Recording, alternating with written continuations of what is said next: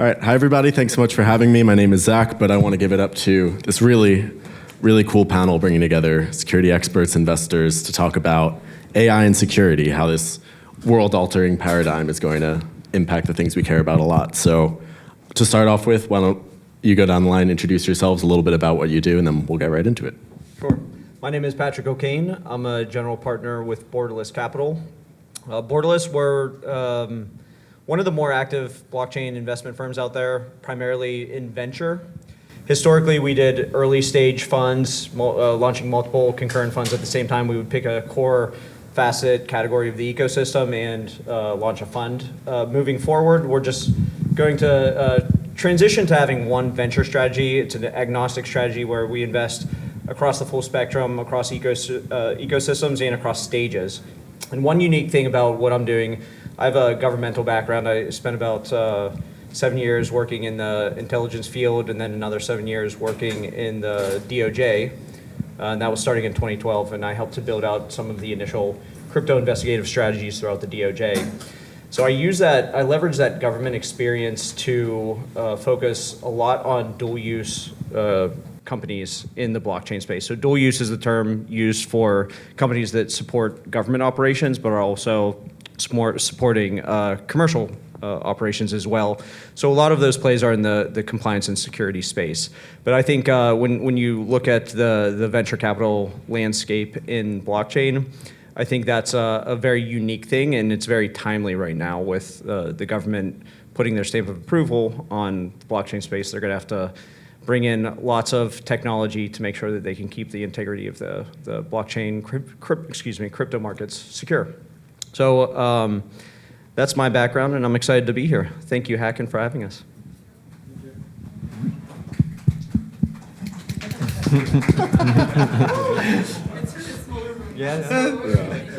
I call it cozy. Intimate. Yeah. I'm Dhirendra Shukla.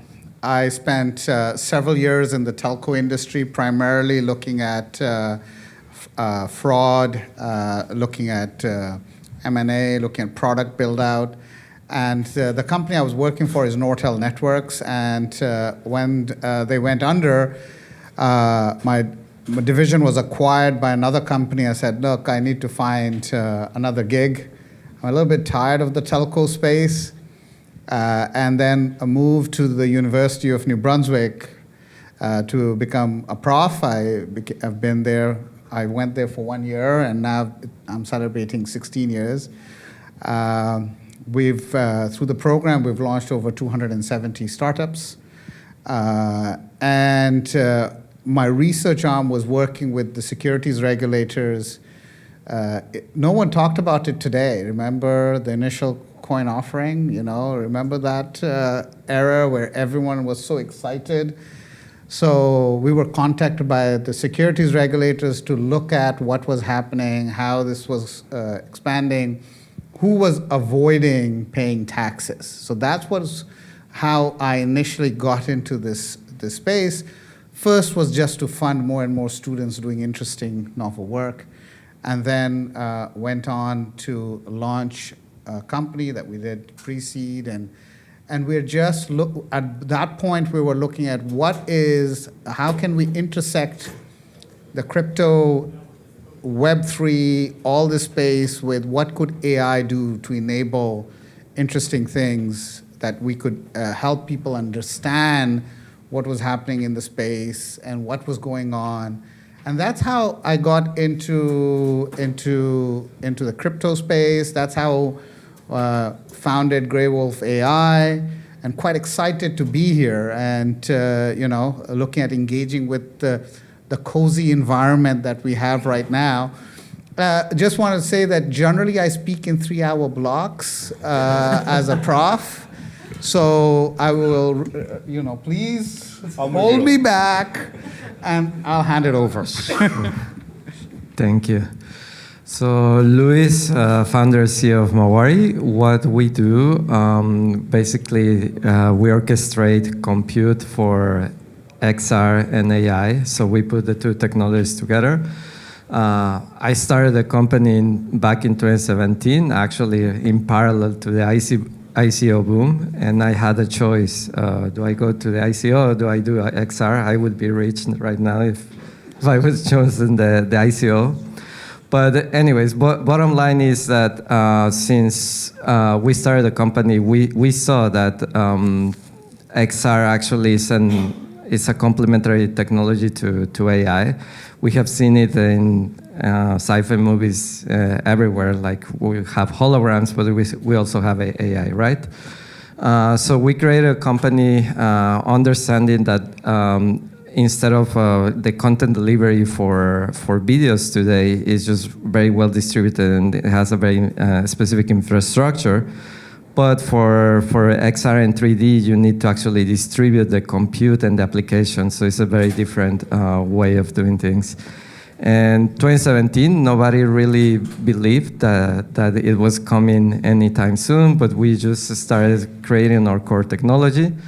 We bootstrapped the company for about 6 years, just actually working with telcos, interestingly enough, because streaming for XR is one of the killer use cases of 5G and 6G. And then in 2022, we raised our first seed round. Why and how we entered to crypto or to Web3 per se is we need resilient networks because we need a lot of distributed compute across the world. So the only way to really scale it is through a distributed and decentralized network. Then Borderless Capital in our second round actually led. So they believed, okay, so now that we proved that we can do this real-time streaming in a centralized way, they support us, and now we're here. This year, we're going to market, kind of like showing one of the few, I would say, real-world use cases of XR, AI, and blockchain all together. Thank you. Yeah. So. Awesome. I want to continue with one more warm-up question, just because I'll admit to personally having maybe a morbid fascination with DeFi hacks. I just think it's one of the most crypto stories out there, especially like we see it in a few major forms. We see the Lazarus Group out of North Korea generally attacking people, trying to compromise your software engineers, sending them an infected offer letter. But you also have DeFi exploits that look carefully at a smart contract's code, and sometimes they'll notice one line that wasn't there, and they're able to engineer an attack using Oracle manipulation or flash loans or all of these fun tools that truly can only exist in crypto. So do you share this fascination? Do you have like a favorite DeFi hack? Not, obviously they're all tragedies, but one that you found specifically interesting in some way? Yeah, I can start with that one. So one of the unique things about hacks in the space is the more complex attacks, flash loans and reentrancy, and they've decreased somewhat, and social engineering attacks are increasing. I think it's like almost 50% now. And I think a lot of that is driven by AI. It's much easier to leverage AI for social engineering attacks. I think the long-term problem will be using AI to actually exploit smart contracts at scale very quickly, and that's going to be a huge problem. That's down the line a little bit. So right now we're facing social engineering, and I think the wildest hack that I can think of in recent history was it Munchables? Is that it? So there was this one guy. They hired him, and then they hired another guy. Then a third guy, and he was a dev, but he was all for the same person, and he just had different personas, and he made his way in and had full access to the code and stole everything. I think there was a pretty significant recovery with that one, but I just thought that was fascinating. And then how do you protect against that? As a VC, I make sure they have the code audits and they have continuous monitoring. But in terms of having a culture of security from the ground up, it's really hard to evaluate that as a VC, but that's what keeps me up at night. So, it's very difficult to look at which is your favorite. It's a bit morbid, but I'm very, very geeky. So basically, I'm fascinated with every single attack that happens, ransomware attack that happens, kidnapping where they're asking for crypto. Look, you're asking, so I would be looking at every single element of those things and what did we learn? What happens is, I think as smart contracts and things are deployed, the new ones most of them are taking into consideration what had happened in the past.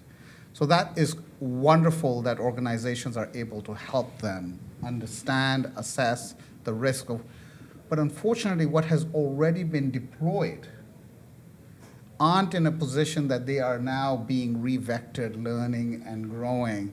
So the opportunity as more and more companies get into the audit space of smart contracts and evolution, how are people that have already deployed that, how are they learning and adapting and growing from that perspective? I think the AI components can really help enhance and speed up a lot of those capabilities and scale the audit functionality, but at the same time, the vulnerability, while you talked about external attacks, the vulnerability of internal social engineering, like Patrick was saying, social engineering context from within the company, how AI is being used to manipulate and get into and inside the company and make the vulnerability from a human perspective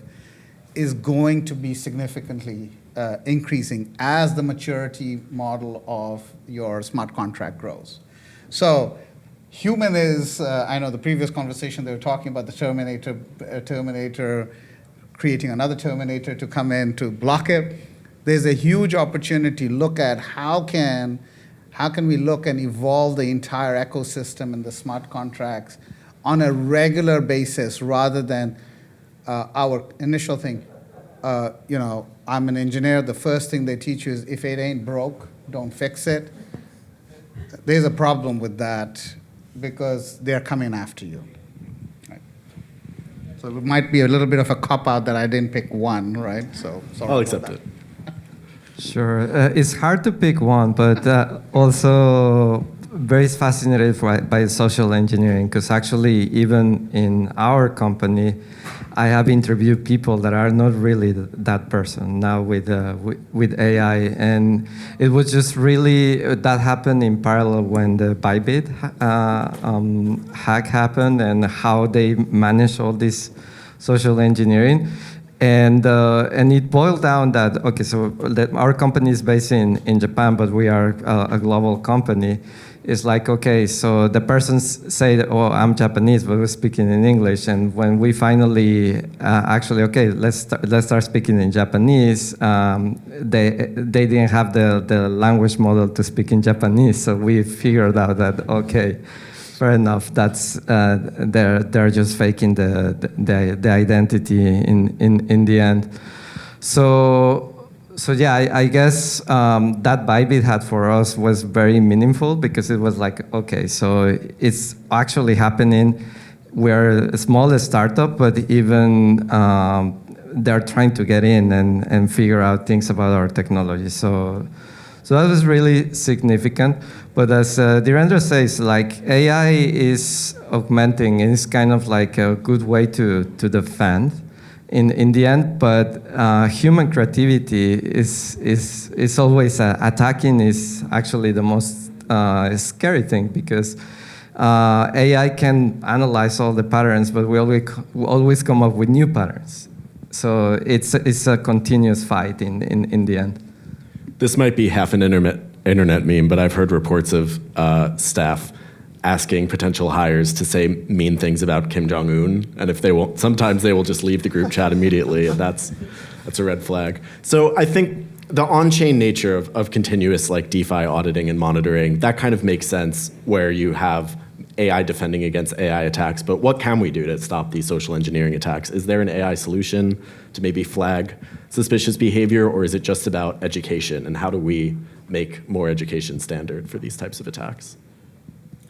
Well, I don't think AI is simply AI learning. You heard Jeffrey Hinton's, when he got the Nobel Prize, he talked about, if everyone is using AI for the betterment of society, we're all going to win, no question. But even if you have a small community of people that are going to use AI for coming from bad place, then we're in trouble as a society. So yes, we need to educate people. We need to advance AI. We need to stay on top of things without a question. Unfortunately, when you started this conversation, if you start listing all the hacks and things, sheer amount of money they have. I don't think there are enough startups that have even come to a small fraction of how much money they have taken from the ecosystem. So how do you really honestly go and compete with an environment where the resources are not there? So we're not at the same playing field. They are definitely I don't want to scare anyone, but from a financial resource perspective, and their motivation is totally weird. We need to, only way to level the field is get more and more people access to resources. I'm not saying you just give them access to amazing resources that people can build on to build a better and safer community. So just list, there's an entire list of how many hacks and what has happened is mind-boggling. The other thing to note is that the list is the list that we know about. Unfortunately, most of the people do not report. I would say maybe 70 to 80% of the things that are happening by these nefarious actors is not even on anyone's radar because they're so embarrassed, they think it'll take away credibility. So you can just simply imagine what is happening, how it's happening. And AI, doing AI, yes, but let's up the playing, what an opportunity for everyone. And then at the same time, education is key for people within the organization. From a social engineering perspective, not enough people are talking about what happened. So the environment doesn't learn. The only way you can grow is beginning to start talking about this happened, how it happened, this is what's happening. Unfortunately, even for law enforcement, they shut things down before it can go anywhere. All right. And Patrick, I want to ask you a bit more on this topic. How can you tell as an investor if a DeFi, DePIN project is spending enough on security? What do you look for? What are the green flags, red flags? Yeah, I think a lot of times it's pretty apparent right up front based on the maturity of the team and their go-to-market strategy and just the way they communicate how they're rolling out their products. It becomes clear whether they're just trying to move quick to capture a certain market cycle, or are they playing the long game and really embedding security from the ground up. So you can identify that pretty easily. I think for earlier stage startups, the challenge now is and this is where a lot of crypto VCs aren't focusing.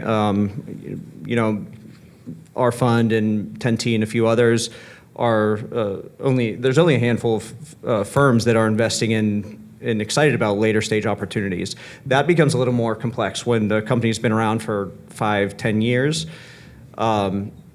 They've built their security framework from the ground up based on pre-AI effectively. And now they have to restructure and make sure that security does become fundamental to their operations, and that becomes very tricky to assess. So, I mean, if there's good financials, you can see what they're spending money on. You talk to the security team. I usually reach out to Dorendra, if he has any ideas, or Uri Stav, a good friend of mine who's a massive security expert in the space. I think everyone here knows him.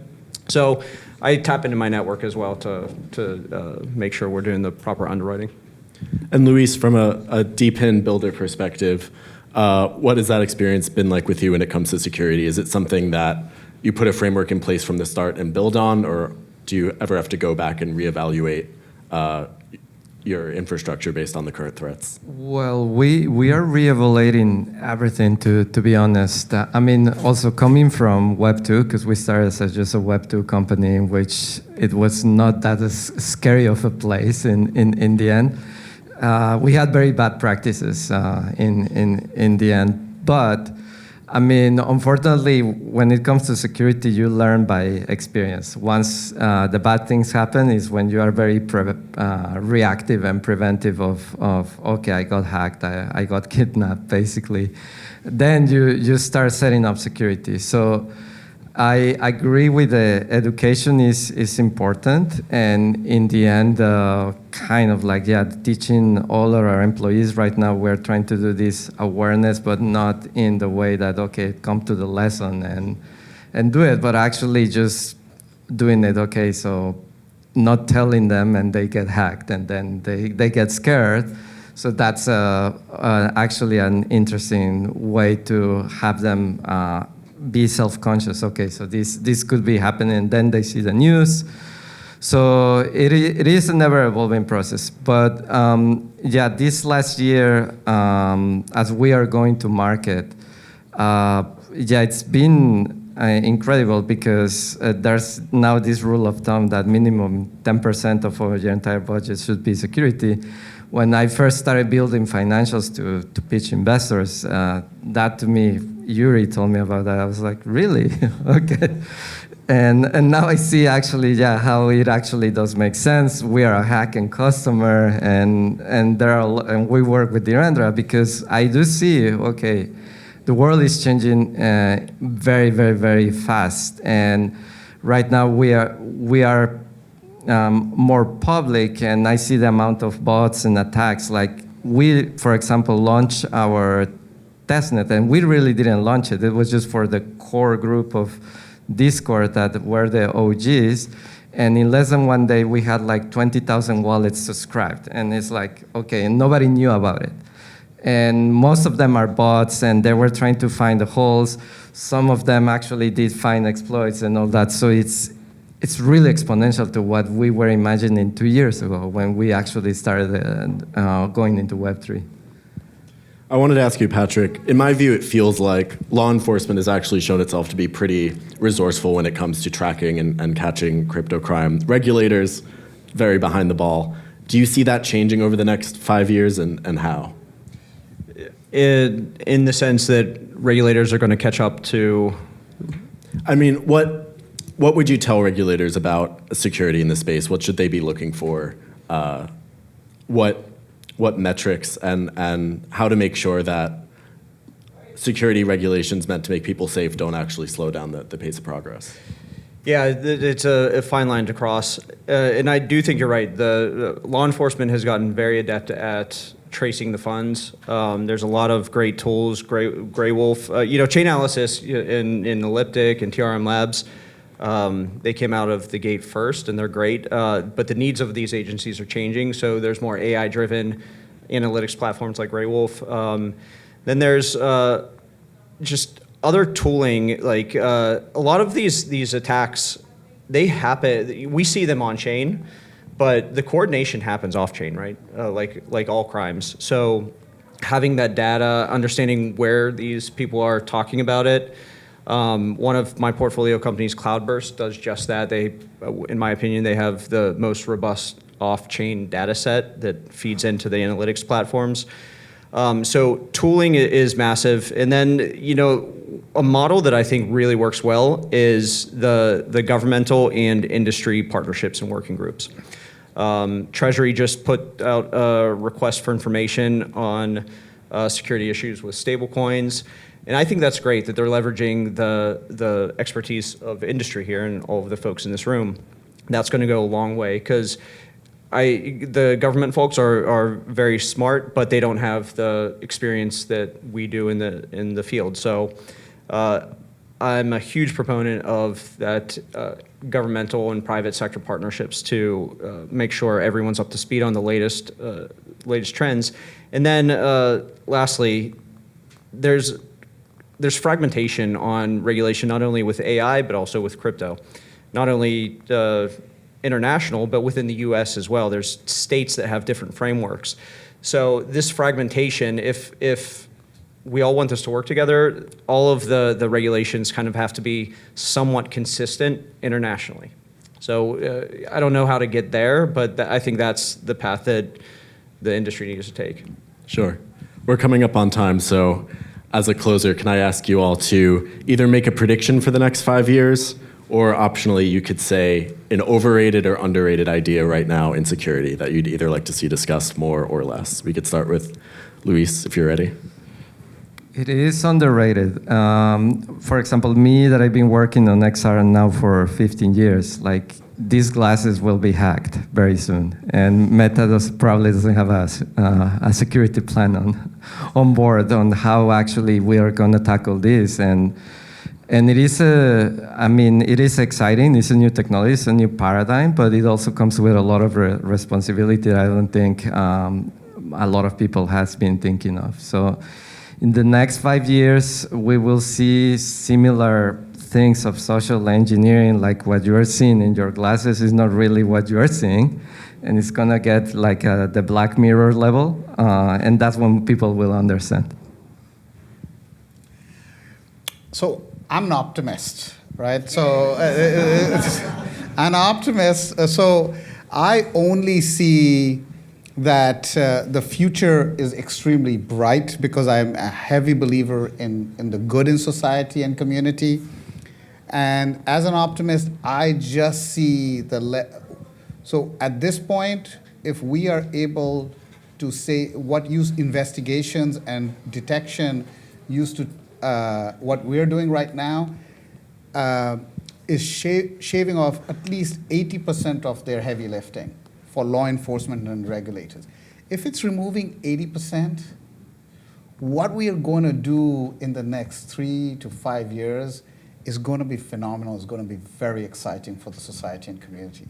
So I'm quite optimistic about where we are, where we're going, and how this technology is going to enable even more exciting things to happen. I'm also an optimist. And the reality is, it's new technology. New technology happens throughout history, right? And we figure out how to interact with it. We're a very resilient species, and we will continue to be. So AI presents new threats, and we're going to use AI to mitigate those new threats, and the cycle will continue perpetually. That's just what's going to happen. In terms of the threat that we haven't talked about that I think should be more top of mind, and maybe it is, but quantum. I think there's a really massive threat, largely from China, and it's happening now. Harvest now, decrypt later. That China's been collecting pretty much all of the communications going in and out of their country for decades, and once they have the ability to decrypt that, they're going to have a lot of very secure information. So I think there should be a stronger push. There is, and I don't want to say it's minimized, but there needs to be a lot of focus on post-quantum cryptography across the board, but especially in the blockchain space. And there's really easy ways to come out of the gate with quantum resistance. You know, you can use a VPN, a quantum secure VPN. You can install that on the nodes, and your entire network can be quantum secure through a VPN. So there's ways, but I think we should all be focusing on quantum as well. A problem for a different panel. Let's give it up for these panelists. Thank you, Zach, and the panelists.